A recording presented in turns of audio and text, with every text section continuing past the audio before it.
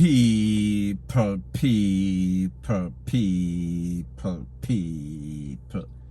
Que pasa, sapa, say what they do. Now the first thing that is popping in the news is that we see that Garden Town, it was the scene of a quadruple shooting yesterday, in which it is said that 2 out of the 4, they lost their life. One person lost their life on the spot. The next one was taken to the place of recovery along with 2 other victims. However, he did not make it. 2 other persons were treated and admitted to the place of recovery. Now, based on information, it is said that at about 5 p.m., persons were gathered at a shop on the intersection on the corners when they heard all sorts of loud explosion, and after the smoke cleared, 4 persons were suffering from all sorts of wounds. They were taken to the place of recovery. Like I said, 3 of them, 1 did not make it, 2 is okay. 2 did not get any sorts of life-threatening wound based on the information that I have. Now people, when we think about Garden Town, it is usually a peaceful place. The next place that is close to it, we are speaking about Augustown. We are speaking about Papine. And when we think about Augustown, we are speaking about the Richie Poe, and we're also speaking about Christopher Dogpa Linton. Now people, I am not saying that none of these persons have anything to do with anything. However, when we think about the vicinity, we have to also think about the persons who are known crime producers in the era.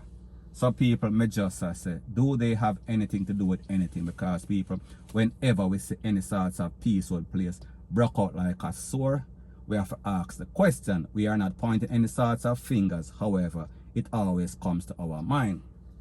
So people, what this shows you is that it seems as if no place in Jamaica is safe. No place is secure.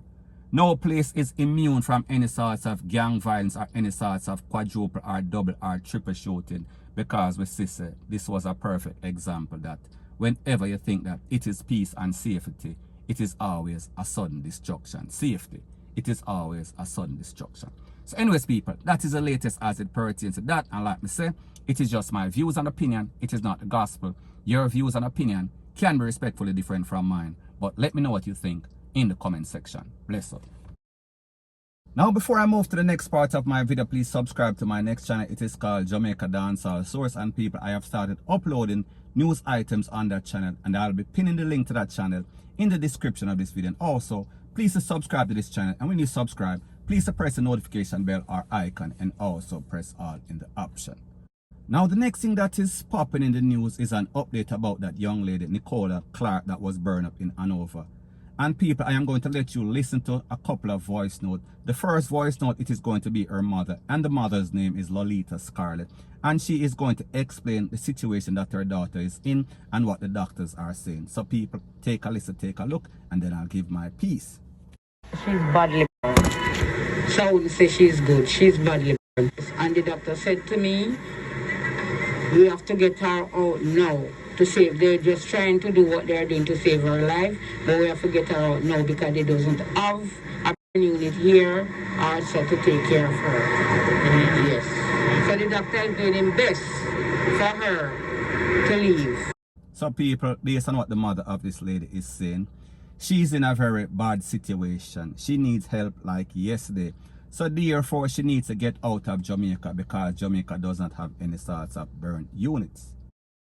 Now people, a next person also spoke, and he represents a charity organization, and it is called the San Marino Foundation, and his name is Stephen Joseph. And he is going to tell you exactly what is going on as it pertains to this lady. So people, take a listen, take a look, and then I'll give my piece.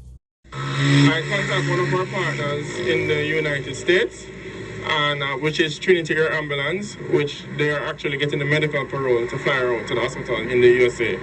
So now that tomorrow morning, we went to the passport office today, and Stephanie, Lindsay, and Miss Hunter aid us in getting the passport for tomorrow morning at 10. So we're anticipating that, then we're going to apply for the medical parole, and then we go from there. We have started discussion with some partners in the United States and also KPH Hospital in trying to see how best we can design a burn unit for Jamaica.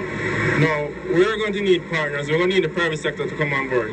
We're going to need the government to come on board, because this is a serious case, because we're living in a tropical country.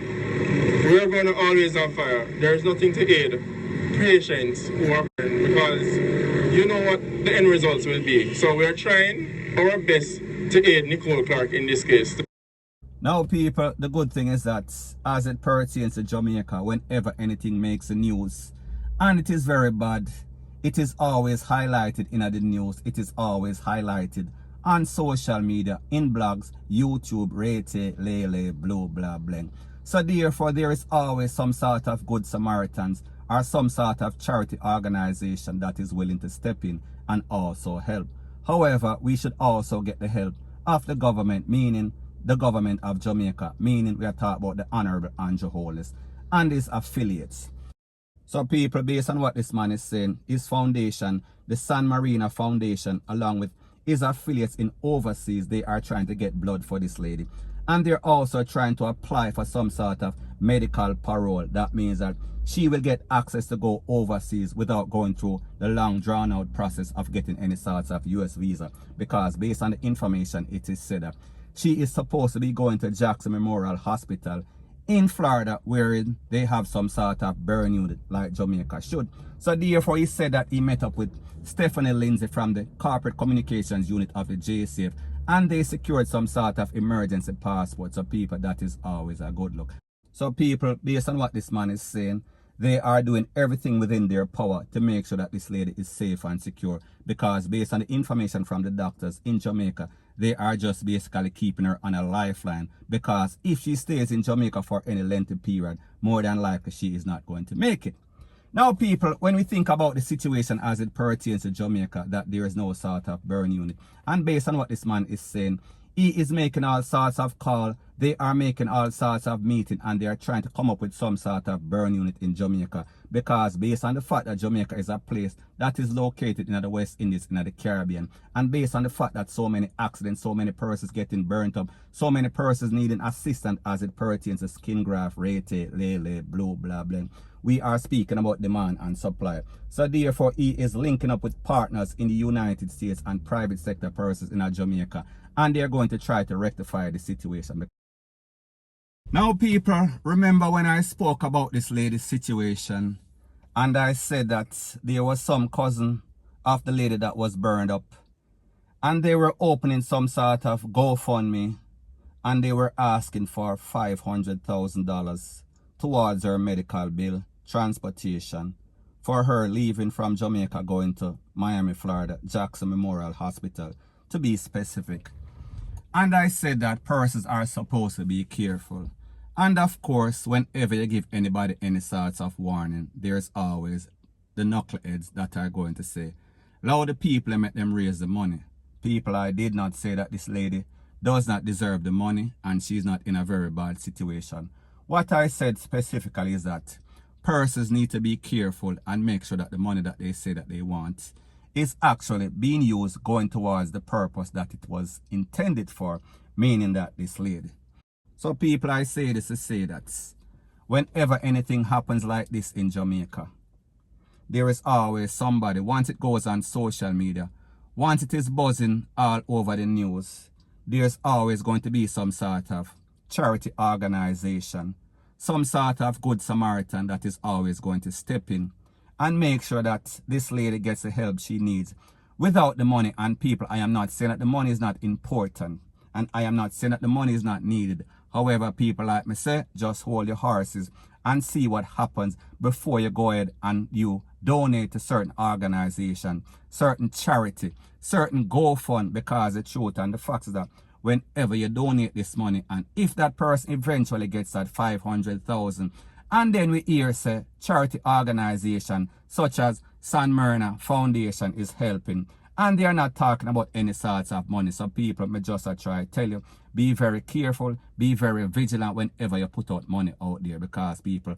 we can't trust mankind. And even though this family member might have good intentions, we do not know. Persons change whenever any sorts of money get in their hand, especially when it is a whole lot of money, especially if that person is broke. So people, me just say, give generously, however, give cautiously, point blank and period.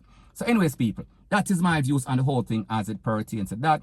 And like me say, it is just my views and opinion. It is not the gospel. Your views and opinion can be respectfully different from mine, but let me know what you think in the comment section. Bless up.